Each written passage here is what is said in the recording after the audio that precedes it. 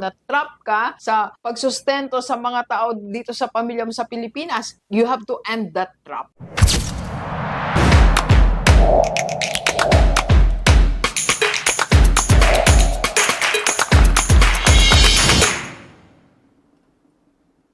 Okay, Gilibers, balik tayo sa mga OFW. Ano ba yung pwede natin maging last strategy sa mga OFW na 50 years old? Yes, kailangan makaisip na tayo ng last and final strategy paano tayo makabawi at mag-retire na may pera pag uwi natin dito sa Pilipinas. Okay? So, imaginein mo, 50 years old ka, matagal ka na sa abroad. And last opportunity mo na to. For example, last 5 years mo na sa abroad. Or maybe, 3 kontrata pa. So, meron ka dapat final strategy. So, suggestion po ni Rockstar, sa lahat ng mga 50 years old OFW, dapat 3 na lang po ang focus mo. Yes. 3 bagay na lang ang tingnan mo habang nasa abroad ka. Unang-una, nakafocus ka sa cash flow. 2 bagay po yan. Unang-una, i-maximize mo yung pag-i-stay mo ng 5 years pa dyan sa abroad or 7 years pa or 3 kontrata pa, 2 kontrata pa. Maximize mo lahat ng kaya mong kitain or opportunity, chance na kumita ka, tanggapin mo. Lahat ng offer, tanggapin mo. Promotion, tanggapin mo. Sideline, tanggapin mo hanggat kaya ng katawan mo. And second, still part of cash flow, lahat din ng kayang itipid, tipirin mo. Ikaw personal na pagtitipid. Kailangan magtipid ka hanggat kaya mong magtipid. And kausapin mo rin pamilya mo. Lahat ng kaya nilang itipid nila. So, huling kabanata na magtitipid ng todo-todo, sabay kayo.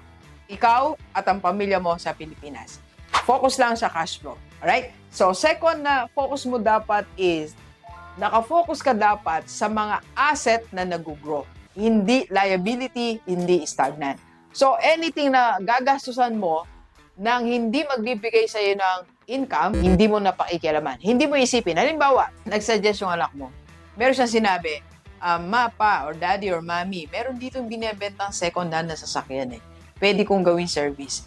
Pag ganyan tema ng usapan ng pamilya mo, diyan papunta sa'yo, ignore. Ang i-entertain mo lang is yung mga idea na magkakaroon ka ng asset at mag-grow. So, alam may binibenta dito na apartment. Pumapayag may-ari na hulugan. Maganda, kumikita, maganda yung location. So, yun yung pwede mong pag-isipan kasi asset yun eh. Or kung merong opportunity makapag-invest ka, or pwede may paper asset na pwede mong salihan, pwede mong gawin na safe, alam mo, sigurado, you can go for it. So, yun lang yung mga bukod tanging i-entertain mo. Kahit ikaw, nagkaroon ka ng idea na meron kang ganitong gawing venture, ganitong gawin, hindi na siya po pwede.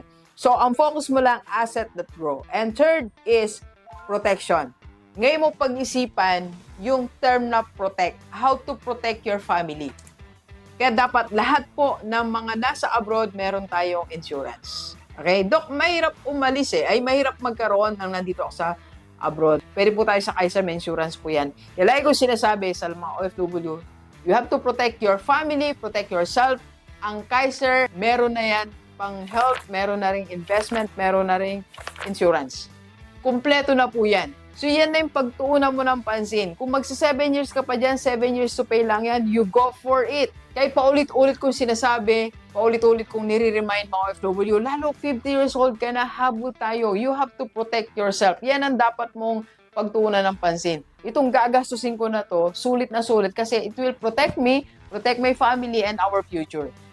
Alright? So, yan yung 3 bagay na dapat mong gawing focus. Cash flow, asset that grows, and protection. Next, number 2. Dapat meron kang end game plan. You have to end the cycle of debt or yung pangungutang. Kailangan maalis na yung cycle na yan. Magsakripisyo ka, pamilya mo sa Pilipinas.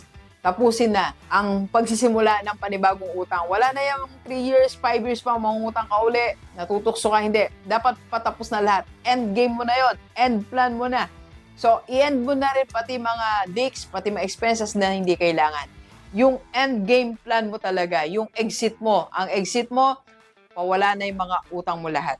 Okay? Dapat may plano ka na ganun. Iisip mo, I will end everything. Tatapusin ko na lahat to. And third, you have to stop family dependency trap. yung last contract mo dyan, 50 years old ka na, tagal mo na nagtatrabaho dyan, ang tagal nang nakadepende sa'yo, lahat ng mga pamilya mo dito sa Pilipinas, panahon na para maging tough ka ng konti. Kausapin mo, sabi mo, you have to work. Na-trap ka kasi doon sa pagpapakain sa apo mo, na-trap ka sa pagpapaaral sa lahat ng pamangkin mo, na-trap ka sa pagsustento sa mga tao dito sa pamilya mo sa Pilipinas. You have to end that trap. Okay? Kausapin mo yung pamilya mo. Alright, delivers. So, sa lahat mga OFW, 50 years old, ito yung last and final strategy mo para makabawi ka financially. And sa lahat ng mga gusto mag-Kaiser and you want to join our community, PM lang sa personal help ni Doc. Let's go, let's go. Kape po.